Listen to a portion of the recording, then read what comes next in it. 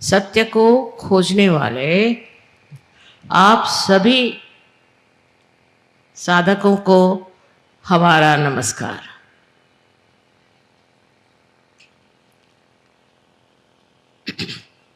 हम सत्य को खोज रहे हैं, किंतु कौन सी जगह खोजना चाहिए, कहाँ खोजना चाहिए, कहाँ ये सत्य छिपा हुआ है, ये पहले समझ लेना चाहिए। आप देखिए कि परदेश से हजारों लोग हर एक देश से यहाँ आते हैं और उनसे पूछा जाए कि तुम यहाँ क्यों आए, तो कहते हैं कि हम यहाँ सत्य खोजने आए। हमारे देश में तो सत्य नहीं, लेकिन भारतवर्ष में सत्य है, ये समझ करके हम यहाँ आए। और इस सत्य की खोज में हर साल हजारों लोग इस देश में आते हैं और हजारों वर्ष से आते हैं। आपने सुना ही होगा इतिहास में चाइना से और भी दूर देशों से लोग यहाँ आते थे और उनको पता नहीं कैसे मालूम था कि इस देश में ही सत्य निहित है, छिपा हुआ है। और उसकी खोज में वो दरी के अंदरों में घूमते थे, हिमालय पे जाते थे, हर तरह की प्रयत्न करते थे कि किसी तरह से हम सत्य को खोज, क्योंकि वो किसी भी धर्म का पालन करते हैं, लेकिन वो जानते थे कि सिर्फ इस धर्म पालन से हमें सत्य नहीं मिलता।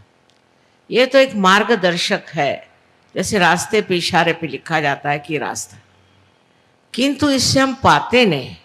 इसलिए इस अधूरेपन से परेशान हो करके वो अपने भारतवर्ष में आते थे। अब ये सत्य हमारे देश में था और है और अब भी है, और इस सत्य को पाना अत्यंत आवश्यक। अपने यहाँ की प्रणाली और प्रदेश की प्रणाली में बहुत अंतर है। वहाँ की जो ज्ञान की प्रणाली है वो इस तरह है कि अगर कोई बात कोई आदमी कहता है तो उसको फौरन वो देखने लगते हैं, उसका निरीक्षण करते हैं और उसका विश्लेषण करते हैं कि ये बात कहाँ तक सही है। ईसा मसीह ने भी अगर कोई बात कही तो उसका विश्लेषण हो जाता।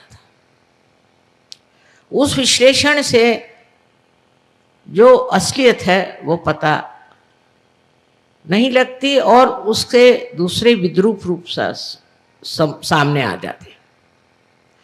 अब ये सोचना है कि अपने देश की प्रणाली कैसी।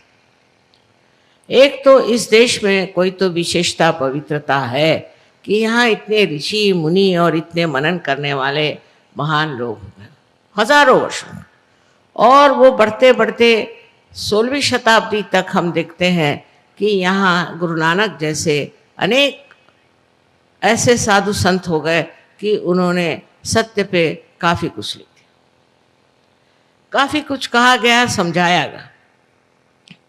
लेकिन हमारी जो प्रणाली है वो इस तरह की है कि जो ऐसे पहुँचे हुए पुरुषों ने लिखा है उसका हम वहाँ पोह नहीं करते, उसको हम डिस्कस नहीं करते, उसको हम शास्त्रीय दृष्टि से नहीं देखना चाहते, क्योंकि वो पहुँचे हुए लोग हैं, वो ऊंची स्थिति पे हैं। वहाँ से उन्होंने अगर कोई बात कह दी तो उसको हम मान्य करके उस रास्ते पे चलते हैं। ये हमारे देश की विशेष तरह की एक प्रणाली है, जिसमें हम एक श्रद्धा भाव से, एक विश्वास के साथ इस चीज़ को मानते हैं कि जो बड़े पहुँचे हुए आध्यात्मिक स्तर के ऊंचे मार्ग में रहते हुए लोगों ने लिखा है वही बात सही है, उसमें झूठ नहीं। और उसको पड़तालने का, उसका विश्लेषण करने का हमें कोई अधिकार नहीं, क्योंकि हम कोई ऐसे बुद्धिमान नहीं, ऐसे हम पहुँचे हुए लोग नहीं। हमारे में इतने शास्त्र वगैरह का कोई ज्ञान नहीं है, न ही हम गहराई से कोई चीज़ जानते। एक बार इस बात को समझ लेने पर हम श्रद्धा पूर्वक उस महान तत्वों को मानते हैं जो हमारे सामने इन ऋषि मुनियों ने रखा।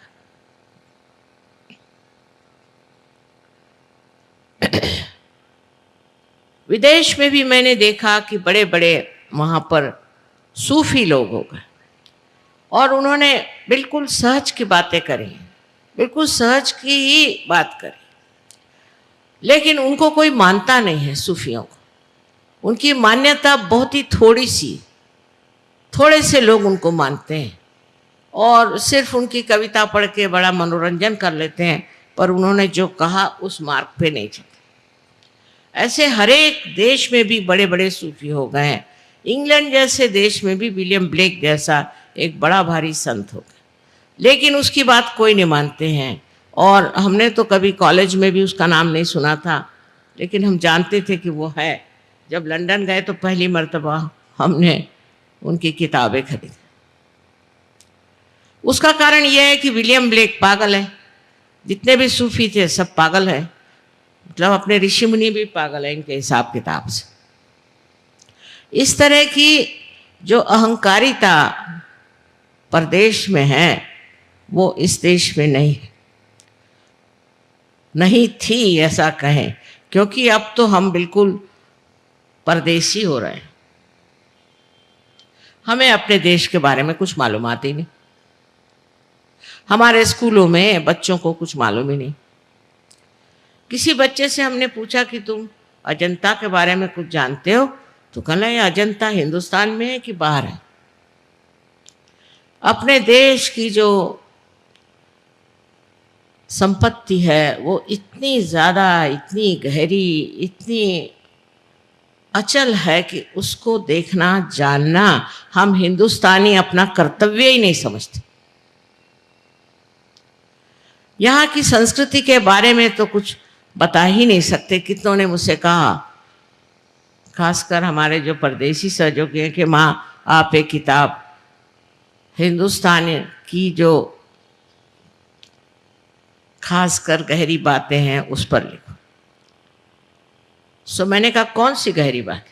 कहले संस्कृति, भारतीय संस्कृति पर आप एक किताब लिखो। मैंने कहा ये तो महासागर, इस सागर में से मैं आपको क्या दे सकती हूँ? उसके लिए तो ग्रंथ पे ग्रंथ लिखने पड़ेंगे। एक छोटी सी बात हम सब हिंदुस्तानियों के लिए एक बताती हूँ मैं, मजाक की बात, कि एक फॉरेन लेडी थी, अम्बासडर की बीबी थी वो हमारे पास है। सो गले में वो हार पहने हुए थे, तो मुझे कहले मेरे समझ में ये हिंदुस्तानी नहीं आते। मैंने कहा क्या हुआ? कहले मैं एक फूलों के दुकान में गई थी और उस दुकान में बड़ा सुंदर एक हार था, वो खरीद के मैंने पहन लिया। तो वो जो लड़की थी जिसने बेचा वो पेट पकड़ पकड़ के हंसने लग गई और रास्ते में सब लोग मेरे ऊपर हंस रहे क्योंकि मैंने गले में हार पहन लिया। मैंने कहा अब इसको कैसे समझाएं? मैंने कहा भाई देखो, यहाँ कोई अगर आपका आदर करे तभी हार पहनाया जाता है। आप अपना ही आदर तो कर नहीं सकते, तो आप अगर खुद आदर करें अपना और हार पहन लें तो ये तो हिंदुस्तानी जो संस्कृति है उसके लिए एक बड़ी हास्यास्पद चीज़ है, इसे सबको हंसी आएगी। उससे कहा ये हिंदुस्तानी जो भारतीय आपकी जो चीज़ है ये बड़ी गहरी है। मैंने कहा ये तो आप कोई भी हिंदुस्तानी होगा ये बात समझ जाएगा कि इस तरह से अपने को आगे बढ़ा के रहना और इस तरह से अपने गले में हार पहन के घूमना, ये चीज़ बड़ी ही निंदनीय है, क्योंकि इसमें नम्रता नहीं, इसमें यह समझने कि हम हैं कौन, हम अपने को क्या समझे बैठे। लेकिन इस बात को लेकर के मैं कहूँगी कि महात्मा गांधी ने जो आंदोलन चलाया था वो बिल्कुल उल्टा फिर गया। जब हम गांधी जी के साथ थे, उनके साथ रहे और उन्हीं के बहुत सारी बातचीत और उनका ढंग जो था वो था, हालांकि वो भी परदेश के पढ़े हुए थे, कि अपनी भारतीय संस्कृति को उभारना चाहिए। उसके बगैर ये संसार नहीं बच सकता। इसका संसार को बचाना है तो भारतीय संस्कृति का यहाँ एक बढ़िया उदाहरण होना चाहिए, मसला होना चाहिए, जिसको देखकर लोग समझ जाए कि ये भी एक जिंदगी है, इसमें भी एक आनंद है। और उनके यहाँ 4 बजे उठने की प्रथा थी। 4 बजे उठ के नहा धो करके और आपको प्रार्थना में जाना पड़ता, और प्रार्थना में जाकर आप बैठिए तो वहाँ सांप भी बहुत, कभी कभी एक आध सांप आपके सामने डोलता हुआ दिखाई देता था, पर कुछ कभी किसी को काटा हो बिच्छू ने भी तो पता नहीं। इतना वातावरण उनका शुद्ध था। और वहाँ नम्रतापूर्वक सब लोग, हर एक जाति के, हर एक धर्म के लोग बढ़ के प्रार्थना करते, और प्रार्थना में संगीत आदि सब कुछ होता था। और उन्होंने जो भजनावली भी लिखी, आश्चर्य की बात नहीं है, क्योंकि मैं इस बात को जानती हूँ कि वो कितने आध्यात्मिक थे, कि सारे कुंडलिनी के ही चक्रों पर उन्होंने एक के बाद एक, एक के बाद एक के बाद इस तरह से सारे श्लोक लिखे पूरे। सबसे पहले उन्होंने लिखा था तो गणेश की स्तुति, फिर सरस्वती की स्तुति। इस तरह से करते करते उन्होंने हर एक चक्र के जो अधिष्ठित देवता थे उनके ऊपर में अपनी भजनावली में लिखा था, और उसी तरह से गाने का। उसके बाद बाइबल से भी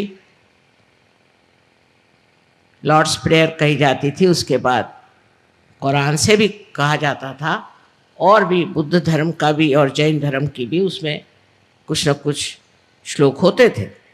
पर पहला जो हिस्सा था उसमें एक एक चक्र पे बैठे हुए हर एक देवता को उन्होंने लिया था। इतने आध्यात्मिक दृष्टि से देखते थे वो। कुंडलिनी के बारे में जानते थे, चक्रों के बारे में जानते थे, सब कुछ जानते हुए उन्होंने इस चीज़ को लोगों में लाने की कोशिश की। ऐसी भजनावली लिखाई जिसमें इस तरह से सब चीज़ें लिखी। और अध्यात्म के बारे में बहुत मुझसे भी पूछते थे। मैं तो बहुत छोटी लड़की थी, लेकिन तब से वो पूछा करते थे कि तुम बताओ कौन सी गहनता हमारे संस्कृति की विशेष है। अब इस संस्कृति के बारे में कहना बहुत ज़रूरी है, क्योंकि गांधी जी को तो लोगों ने भुला दिया। गांधी जी तो बिल्कुल बेकार हो गए, क्योंकि उनका अध्यात्म तो कोई दिखाई नहीं देता। आज राजकारण में अध्यात्म की तो कोई बात ही नहीं कर। अध्यात्म में हम हिंदुस्तानी नहीं जाएंगे तो कौन जाएगा उसमें, कौन उसको समझेगा। आज आप देख रहे हैं यहाँ 75 देशों के लोग आकर के और बैठे।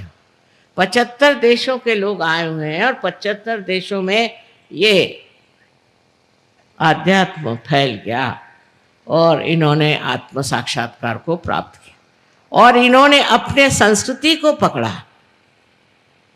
अमेरिकन संस्कृति के नहीं, इंग्लिश संस्कृति के नहीं, फ्रेंच संस्कृति की नहीं, उल्टे जिस देश से आए हैं उस देश की संस्कृति को कहते हैं कि ये तो बिल्कुल ही पतन के योग ले जा रहे, ये हमारे आत्मा का हनन करती, ये हमें नैतिकता से गिराती। इन लोगों ने समझ लिया, अब हम लोगों को नहीं समझना चाहिए। हम लोग तो ऐसे ऐसी चीज़ों का वर्णन करते हैं, ऐसे ऐसे चीज़ों के लिए लड़ते हैं जहाँ नैतिकता का विचार है ही नहीं। और सबसे बड़ी चीज़ अपने संस्कृति की देन है कि हम लोगों को नैतिक होना चाहिए।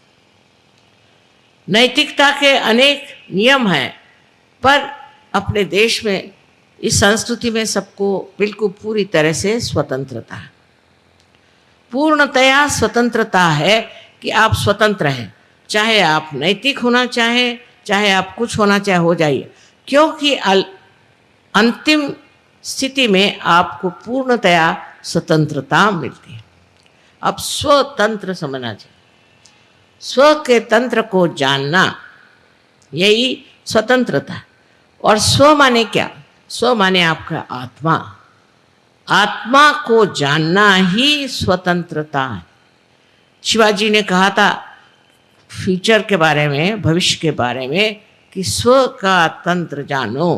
पहली चीज स्व के तंत्र को जानना होगा, और वही सहयोग है जिससे आप स्व के तंत्र को जानते हैं।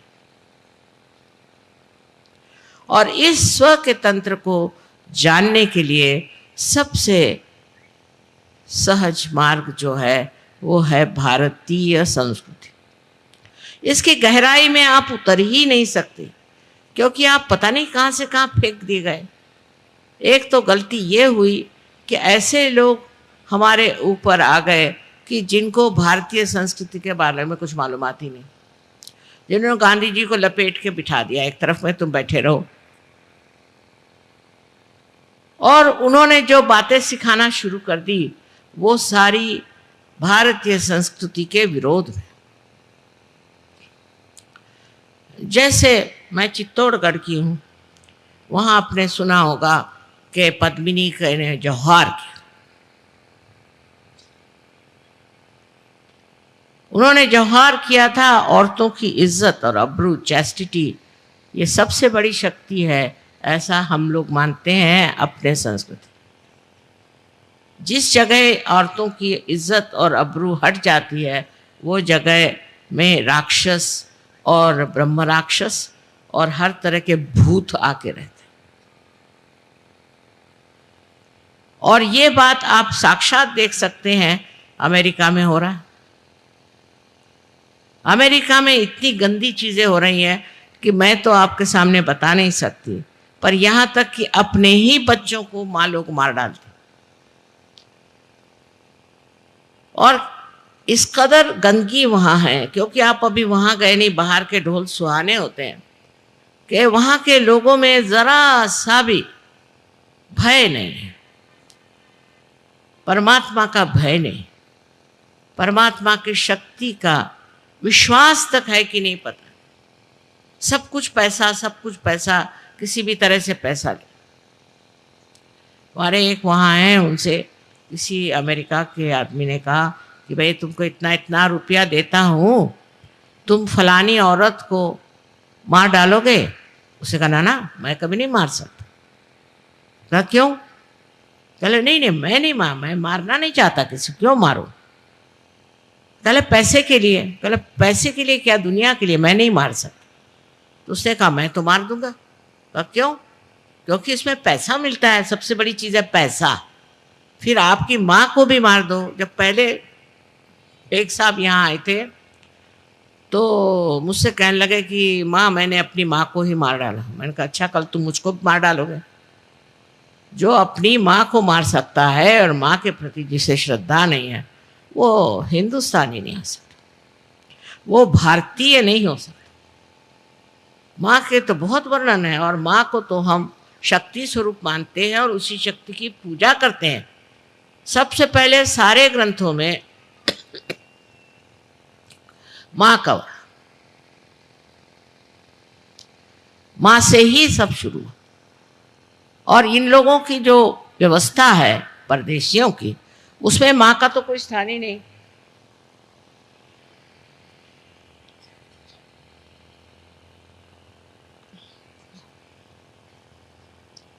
बहुत से देशों में तो देश का नाम भी बाप के नाम से, जैसे हम लोग भारत माता कहते हैं तो वो अपने देश को कहते हैं कि ये तो पुरुष है।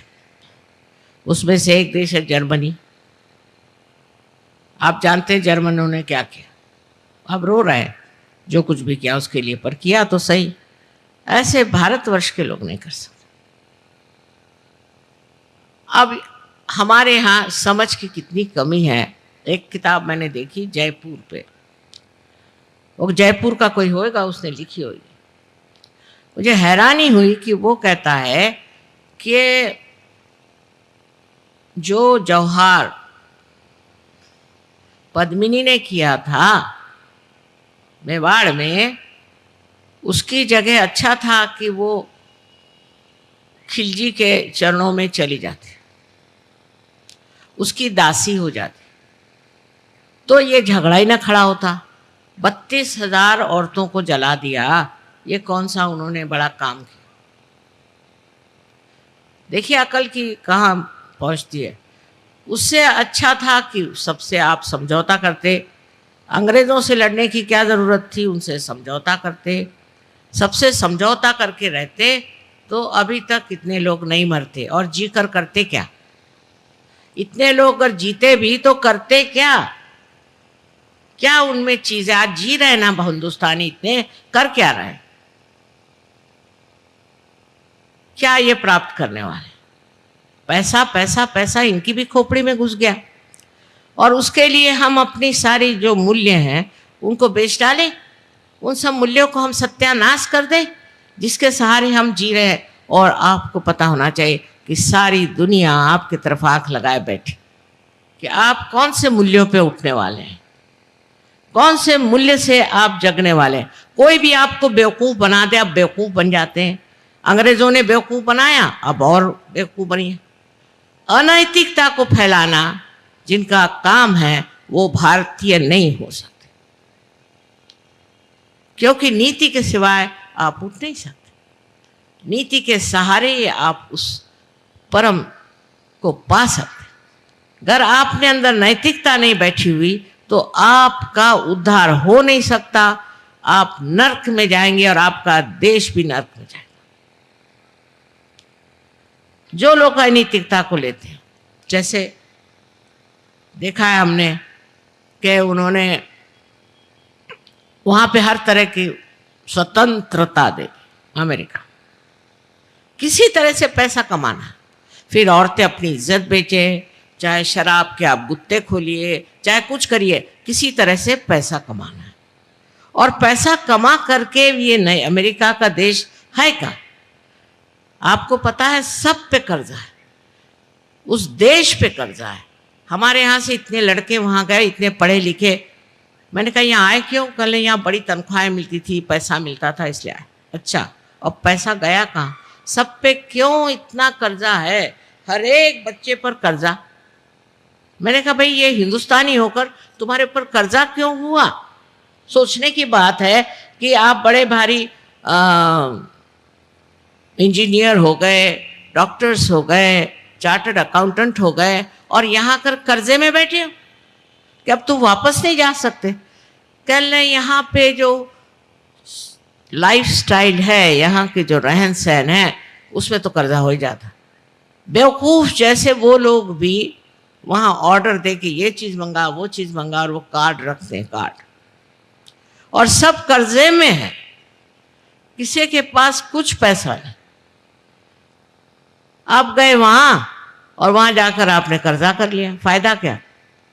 कुछ कमाया नहीं, कुछ नहीं, और वहाँ आप कर्जे में बैठे हुए हैं। हाँ, बड़ा बढ़िया आपके पास आलीशान सोफा होएगा, कारपेट होएगी, ये होगा वो होगा, पर सब कर्जे से। और वहाँ कर्जा करना कोई बुरी चीज़ समझी ही नहीं जाती, तो आप कर्जे पे कर्जा करते जाओ। ऐसी संस्कृति जहाँ अनैतिकता इतनी हो, वहाँ होना ही है। इसको अलक्ष्मी कहते हैं, अलक्ष्मी का कोप, कि दिखने को ऊपर से तो दिखाई देता, अंदर कुछ नहीं, अंदर कर्जा। और हम उनसे क्या सीख सकते हैं? वो यहाँ सीखने आते हैं, और हम उनसे क्या सीख सकते हैं? इन लोगों से कुछ भी सीखने का नहीं। ये कहने में कोई भी डर की बात नहीं है कि अपने देश जैसा महान देश कोई नहीं, और हमारे भारतीय संस्कृति जैसी कोई भी संसार में संस्कृति नहीं। इसकी जो गहराई है उसको तक पहुंचना ही मुश्किल हो जाता है, क्योंकि हम भी इतने बेकार हो गए हैं। इस भारतवर्ष में लोग इतने बेकार हो गए कि प्याज के पीछे में वोट देते हैं। अरे सारी दुनिया हंस रही। अभी हमारे सहयोगी बाहर से आए तो सब एक एक थैला प्याज लेके आए। बताओ, शर्म करो,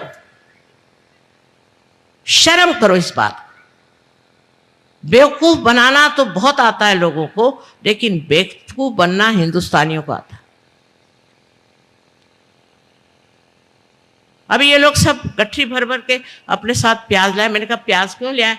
कल आपके देश में प्याज की इतनी कमी है कि सरकार बदलना चाहते हैं। मैं कहा है ये तो है, एक बात हो गई, लेकिन अब तुम शर्मिंदा मत करो हमें।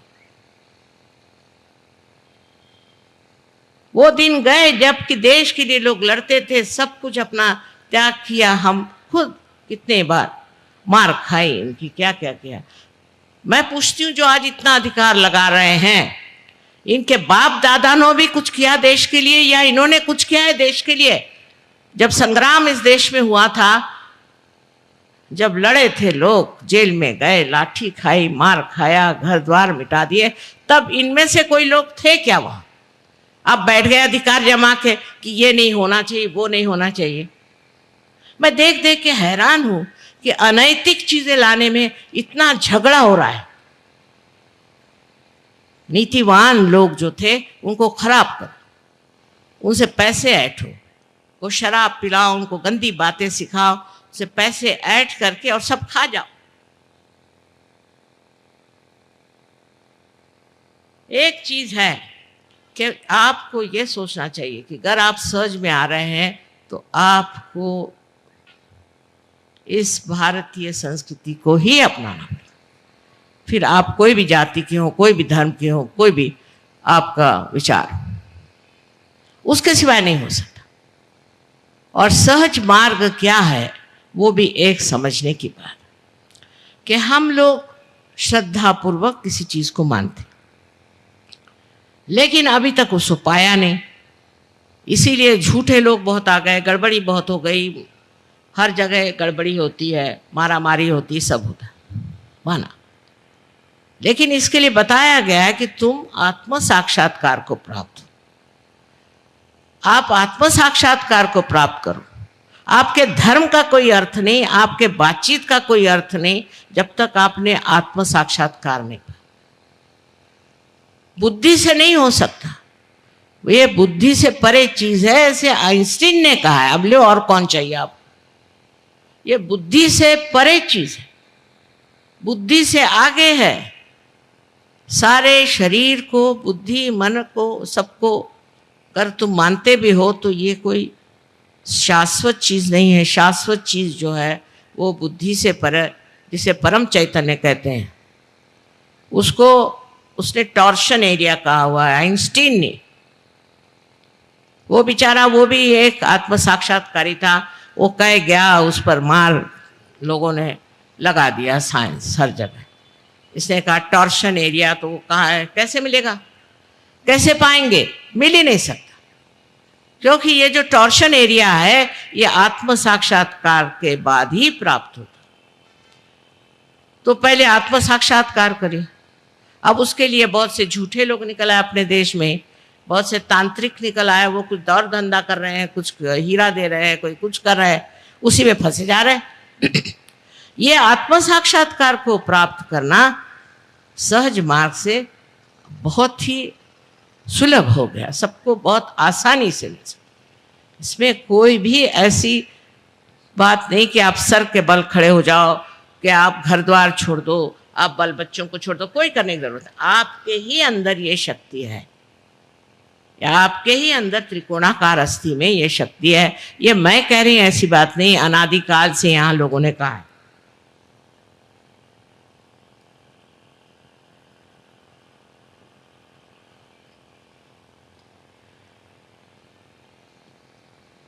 सिर्फ जो लोग कहते थे, मुझे आश्चर्य है कि हमारे यहाँ से इतने हजारों वर्ष पूर्व मच्छिंद्रनाथ, गोरखनाथ, ये लोग कहाँ पहुँचे? तो बोलीविया में पहुँचे, जो कि हम लोग जा नहीं सकते, वहाँ बड़ा मुश्किल है। यूक्रेन में गए, कुछ हिस्से में रशिया में भी गए, और वहाँ जाकर के उनको बताया कि आपके अंदर ये शक्ति है और ऐसे ऐसे चक्र है, ये है, सब वहाँ बताए। और हम उन्हीं के वंशज हैं, उन्हीं के हम बेटे हैं, बेटियां हैं, और हम क्या जानते हैं? कुछ भी नहीं जानते। वो बोलीविया के लोग सब जानते हैं, पर वो कह रहे इसकी जागृति हमें नहीं आती, इस कुंडलिनी की जागृति लेकिन हमें आती नहीं, बाकी हम सब जानते हैं। हम एक बार वहाँ गए और एकदम आग लग गई, जैसे हजारों लोग बोलीविया के पार हो, पर हमें तो वो ज्ञान भी नहीं और हम जानते भी नहीं। हमारे किताबों में इस मामले में कोई लिखता भी नहीं और न कोई बताता है। मानो हमको काट दिया, उस महान संस्कृति से, उस महान ज्ञान से हमको काट दिया, और काट करके हम अजीब एक पता नहीं कौन से देश के लोग बन गए। न तो अंग्रेज है, न धड़ हिंदुस्तानी है, न धड़ ये है, पता नहीं क्या बन गए हम लोग। हमें कुछ मालूमात ही नहीं। लोगों ने कहा अच्छा कुंडलिनी माने कुंडलिनी माने कुंडली की कुंडलिनी माने क्या, किसी को मालूमात ही नहीं है। सोचिए इसमें जो सागर भरा हुआ है इस देश में, सागर भरा। अभी एक साहब मेक्सिको से आए थे, वो यहाँ पर एम्बेसडर हैं, तो मैंने उनसे कहा कि आपके यहाँ जो है बहुत ज़्यादा भूत विद्या है। कहले अच्छा, मैंने कहा मैं तो गई थी, मैं जानती हूँ भूत विद्या बहुत है वो। तो कहले वो साइकोलॉजी से चला जाता। मैंने आपकी साइकोलॉजी साइकाट्री जो है वे एक बच्चे जैसी, उसकी चाइल्ड साइंस, उसमें कुछ है ही नहीं। आपको जानना है तो मैं बताऊंगी कि ये भूत विद्या हमारे यहाँ जो साइकोलॉजी साइकाट्री है वो कितनी गहन, एक एक बातें उसके अंदर लिखी हुई है, और वो मैं समझाऊंगी तुमको। तो वो बेचारे बहुत ज्ञान पिपासु हैं, ज्ञान जानना चाहते हैं, लेकिन मेरे पास जब टाइम होगा तो बैठ कर उनको मैं समझाऊंगा। पर आप सोचिए कि आपके देश में इतना गहन यहाँ ज्ञान का भंडार पड़ा हुआ है, और आप कहाँ भाग रहे हैं, क्या कर रहे हैं आप लोग। जो देश आपके हिसाब से ऊंचे उठ गए, बड़े अग्रसर है, उनको जाके देखिए ना आप लोग। देखा नहीं, मैंने तो देखा है। वहां के लोग सुखी हैं क्या? अगर सुखी होते तो यहाँ क्यों आते? यहाँ आनंद को खोजने क्यों आते? वो तो ऐसी चीज है कि आज आपको एक छोटा सा घर चाहिए, फिर मोटर चाहिए, फिर फलाना चाहिए, फिर वो चाहिए, जो मिलता है उससे आप सुखी नहीं। उसके बाद दूसरी चीज चाहिए, उसके बाद तीसरी चीज चाहिए, तो उसके पीछे इतने भागने की जरूरत क्या? कोई समाधान नहीं, कोई संतोष नहीं। लेकिन सहज में ये सब मिल जाता है। सहज में आपको पूर्णतया समाधान और संतोष मिलता है। पर सहज मार्ग भारतीय संस्कृति पे बसा हुआ है, विदेशी संस्कृति नहीं चलेगी उसमें। जो सहज में आना चाहता है और आत्म साक्षात्कार लेना चाहता है उसको पता होना चाहिए। अब ये औरतों को देखिए, बाहर से आई साड़ी आड़ियाँ पहन के बैठी हुई हैं। इसका मतलब नहीं कि अब वो हरे रामा जैसे कूदते फिरे, उसकी जरूरत नहीं। असलियत को पाना है, रियलिटी को पाना है, तो गहराई से उतर करके और इसमें समाना पड़ेगा, इसको समझना पड़ेगा। इसमें कोई ऐसी बात नहीं है कि जो आप नहीं कर सकते, क्योंकि आप इस महान देश में पैदा। ऐसा लिखा जाता है शास्त्रों में कि भारतवर्ष में पैदा होने के लिए हजारों वर्षों की पुण्याई काम आती। बताइए, हजारों वर्षों की पुण्याई के बाद मैं क्या देख रही हूँ, कैसे लोग पैदा हुए। और साहब अभी हमारे ज़िंदगी में हमने ऐसे लोग देख लिए जिन्होंने देश के लिए अपनी जान निछावर कर दी, और अभी प्यास के लिए क्या बहे। शर्म की बात है। पद्मिनी ने 32,000 औरतों को लेकर जौहार कर दिया। हमारे देश की विशेषता क्या है? हमारे मूल्य पर वो सहज से जागरूक होंगे, क्योंकि मैंने देखा प्रदेश के भी लोगों में वही मूल्य जागरूक हो गए, क्योंकि ये हमारे अंदर बैठे हुए मूल्य हैं।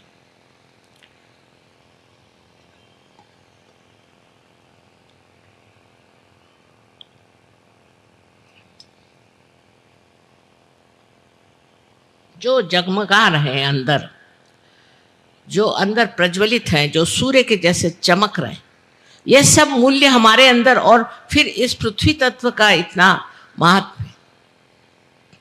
लेकिन हमने अगर ढक दिया, अपने ही को ग्रहण लगा लिया, तो ये मूल्य आपको कैसे दिखाई देंगे, ये आपके समझ में कैसे आएंगे?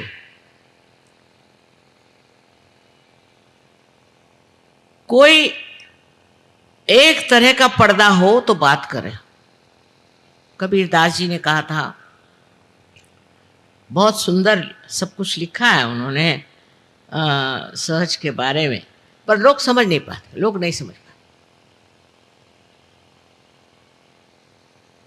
जैसे कि ईड़ा पिंगला सुखम अननाड़ी। अब लोगों क्या, ईड़ा पिंगला क्या है? ईड़ा पिंगला चीज क्या? उनको नर्वस सिस्टम मालूम है, ऑटोनॉमस नर्वस सिस्टम मालूम है, पर यही ईड़ा पिंगला और सूक्ष्म सूक्ष्म नाड़ी जो है वो है, ये नहीं मालूम। उसके बारे में कुछ जानते ही नहीं। उन्होंने लिखा, सैया निकस गए मैं ना लड़ी थी। तो हमारे लखनऊ में लोग रहते हैं, उनको मैं कहती तुम लोग दिल फेंक बहादुर हो। तो वो सैया को सोचते हैं कि सैया माने उनका कोई तो भी लवर या कोई प्रेमी है, वो निकल गया, वो नहीं रोई। मैंने कहा कबीर को ये सबसे करना क्या है? वो क्या रोमांटिक थे क्या? उन्होंने ये कहा कि मेरी जिंदगी निकल गई, मैं मृतप्राय हो गया, तो भी मैं उससे लड़ा नहीं, मृत्यु के साथ मैं लड़ा नहीं। तो वो आप सोचिए कि विपर्यास हमने कितना कर दिया, कितना उसको बदल दिया, परवर्ट कर दिया, कि जैसे सुरती चढ़े कमान।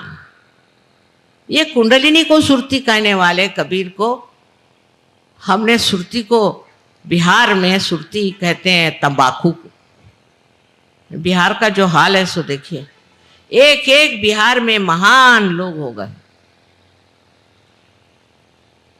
बुद्ध हो गए, महावीर हो गए एक तरह से, और मेरे ख्याल से गुरु गोविंद साहब का भी मैंने वहाँ देखा है। इस तरह से अनेक वहाँ पीर हो गए, कितने लोग हो गए इस बिहार में। जैसे कि एक सरोवर में कमल उग जाए, अनेक कमल उग गए। अब उन्हीं का नाम लेकर के लोग कहें कि साहब हमारे देश में तो ये कमल हुए थे, हमारे देश में वो कमल हुए थे। आप तो कीड़े हैं अब भी उसी में, आप क्या बात कर? आपको कमल होना है तो सहज में उतरो। सहज में उतरना कठिन नहीं है, सहज, पर सहज में रहना कठिन। आदमी को जो आदत हो गई इधर से खाना खाने की, वो ऐसे सादा खाना नहीं खा सकता। सहज में आप पार हो जाएंगे, आत्म साक्षात्कार आप प्राप्त कर लेंगे, इसमें कोई शंका नहीं। विशेष करके खास कर आप अगर भारतीय हैं तो सर आंखों पर, चाहे आप कोई भी जाति के, मुसलमान हिंदू कोई हो, आपका फर्क नहीं पड़ता। लेकिन इस आत्मा को प्राप्त करने के बाद उसमें जमना पड़ता है। जैसे बीज है वो प्रस्फुटित हुआ और उसमें से अंकुर निकल भी आया हो तो भी उस अंकुर को वृक्ष होना पड़ता है। वही हम लोग मार खा जाते क्योंकि चारों तरफ वातावरण ही खराब है। सिर्फ हम लोग वातावरण उसको सोचते हैं कि जो गैसी है, जैसे गैसेस निकल रही है, नहीं नहीं, विचार से भी वातावरण बहुत खराब होता है। इसकी भी प्रक्रिया बहुत खराब है। चारों तरफ से विचारों का आंदोलन जो चलते रहता है। खासकर हमारे अखबार वाले जो हैं वो तो एक कमाल के लोग हैं, पता नहीं कौन से देश के रहने वाले। मुझे तो भारतीय नहीं लगते, उनमें से किसी को भी भारतीय संस्कृति के बारे में कुछ मालूमात नहीं। बहुतों ने कहा कि माँ हम आपका एक सेमिनार या कुछ भी कहिए करने वाले हैं जिसमें सब हमारे अखबार वाले आए। मैंने कहा ना ना ना ना ना ना, मुझे उनसे बात नहीं करनी, उनके बस का नहीं, तो उनके बस का नहीं। रात दिन इससे उसको लड़ाओ, उससे उसको लड़ाओ, इससे झगड़ा करो, उससे झगड़ा करो, इसके सिवा और वो कुछ नहीं करते। पर अभी 30 देशों से यहाँ आए थे, 30 देशों से यहाँ आए थे लोग, जर्नलिस्ट आए थे, और उन्होंने कहा कि माँ हम चाहते हैं आपकी एक मीटिंग। और आश्चर्य की बात है कि 30 देश के जितने भी वहाँ से आए हुए थे सबके सब पार हो, सबको आत्म साक्षात्कार मिल गया और सबके हाथ में ठंडक आने लगा।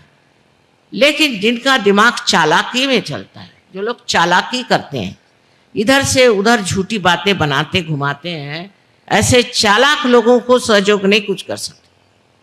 सहयोग चालाकों के लिए नहीं है, उसी तरह से मूर्खों के लिए भी नहीं। जो आदमी चाहता है हृदय से कि हमें आत्म साक्षात्कार हो, वही प्राप्त कर सकता। फिर उसके बाद जिंदगी बदल जाती है, उसके बाद मजा आने लगता है, उसके बाद अनेक तरह के आशीर्वाद आप पे आते हैं और आप जानते हैं कि परमात्मा आपको देख रहा है, आपकी हर एक गतिविधि को संभाल रहा है, आपके हर एक मूवमेंट को संभाल रहा है, आपके साथ हर जगह खड़ा है। नहीं तो लोग कहते हैं हम तो रोज मंदिरों में जाते थे और इतनी हमने पूजा करी, शिव जी हम पे खुश नहीं हुए, फलाना नहीं हुआ, ठिकाना नहीं हुआ, सबकी शिकायतें। अरे पर तुम्हारा तो संबंध ही नहीं हुआ उनसे। जब तक आपका संबंध नहीं हुआ, मस्जिदों में गए कहे हमारे घुटने फूट गए, शिव जी नहीं मिले, वहाँ पर हमको परमात्मा नहीं मिले, हमें वहाँ आशीर्वाद नहीं मिला, सुकून नहीं मिला। कैसे मिलेगा? क्योंकि वहां तुम्हारा कोई संबंध नहीं। कुरान को भी किसी ने पढ़ा नहीं है मेरे ख्याल से ठीक ठाक से। अगर पढ़े तो समझ में आएगा कि सारा सहयोगी वर्णित है उसमें। उनका खुद ही जो जिसे क़यामा कहते हैं, जिसको कहते हैं, वो किस तरह से ऊपर चढ़े और किस तरह से सफ़ेद घोड़े पे बैठ के ऊपर चढ़े, कैसे 7 स्तरों पे उठे, वो सारा सहयोग है। जो सच्चे होंगे वो सच्ची बात लिखेंगे ना, इधर उधर की उटपटांग बात क्यों लिखे? ये तो उन्होंने बाद में नीति बना दी कि ऐसे नहीं करो, ऐसे नहीं करो, लोगों को बचाने के लिए। क्योंकि अरबस्तान के लोग जरा उनको मालूमात नहीं थी नैतिकता। अपने भारतीयों को मालूम है ये चीज गलत है, ये चीज सही। हम लोगों को पता है।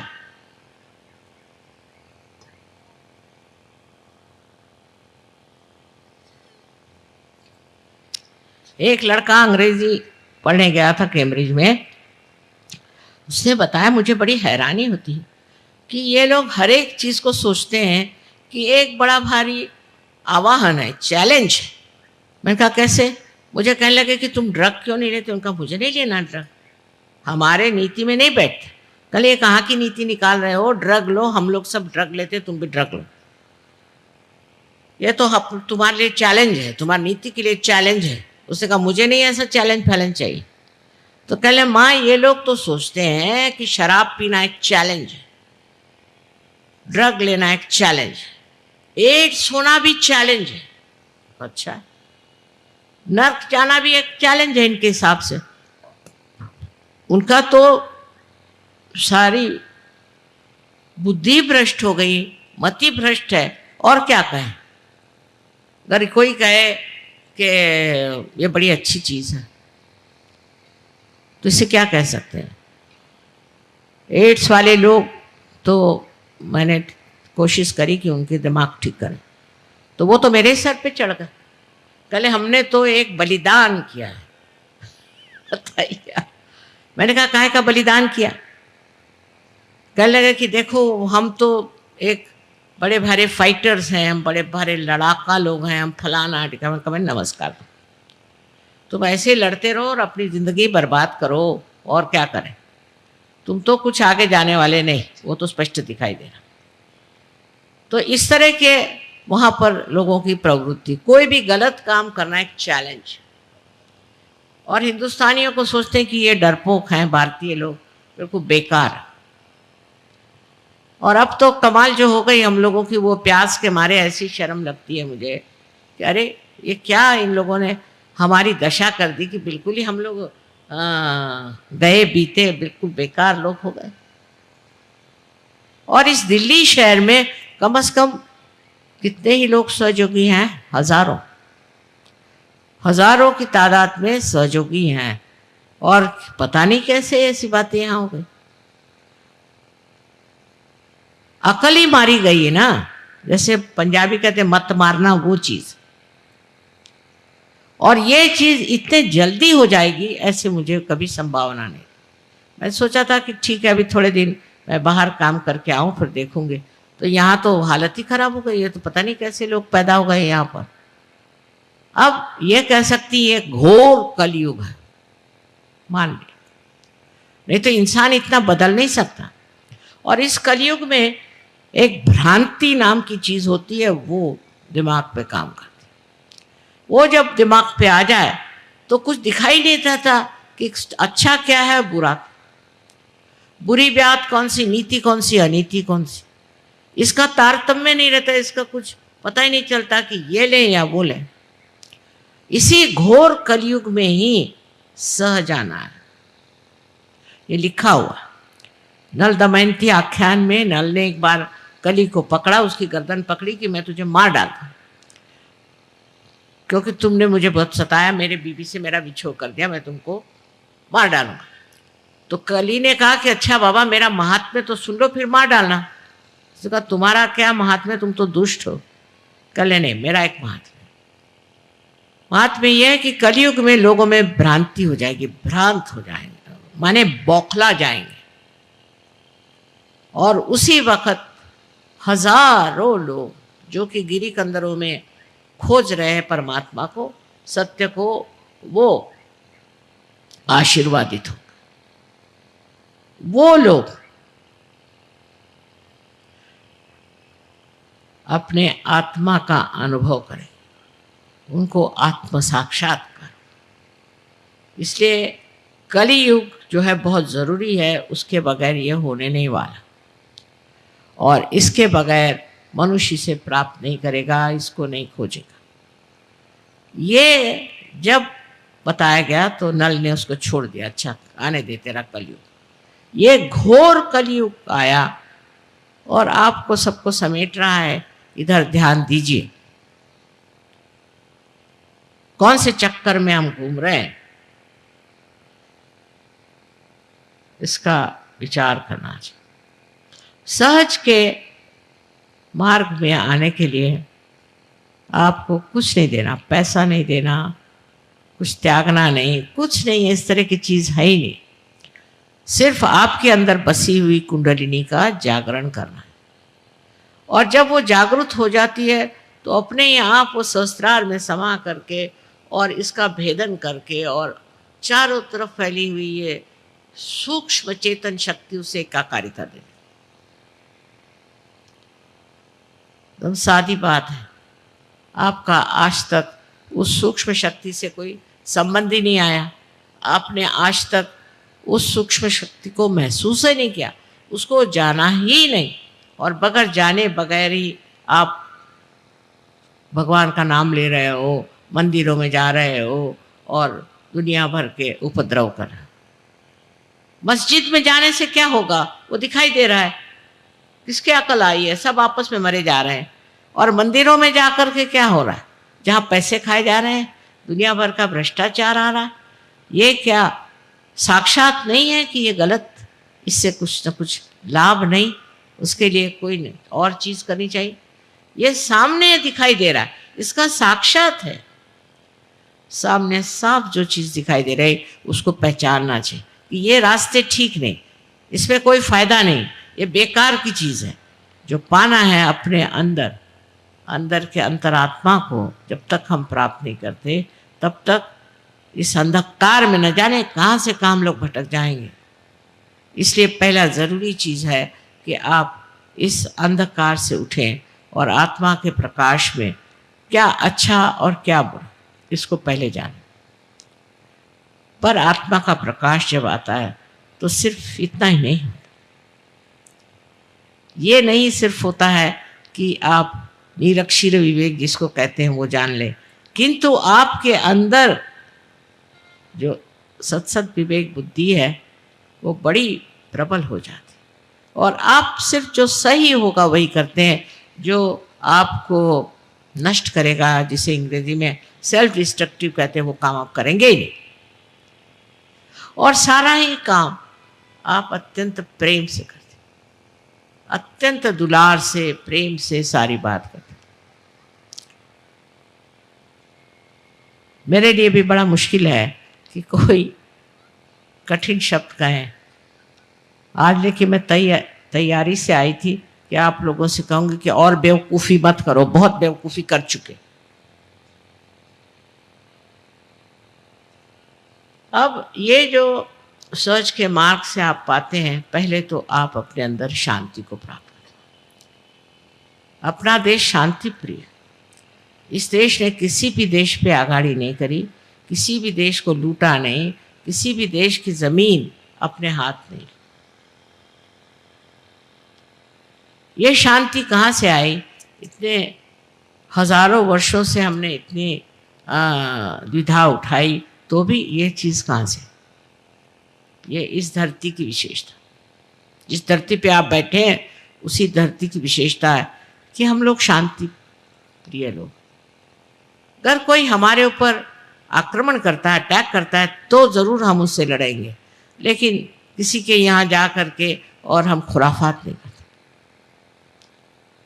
इस तरह की व्यवस्था अभी तक अपने यहाँ नहीं, और देशों में है, अपने यहाँ नहीं। उचकाएं उसको, उस पर झगड़ा लगाएं, वहाँ जाके बॉम्ब छोड़े, ये सब हम लोग नहीं करते। ये नियंत्रण हमारे ऊपर अपने आप आया हुआ है, स्वयं आया। तो अंदर की शांति प्रस्थापित होती, फिर घरों में, अपने संसार में, अपना जो छोटा सा संसार है उसमें भी शांति है।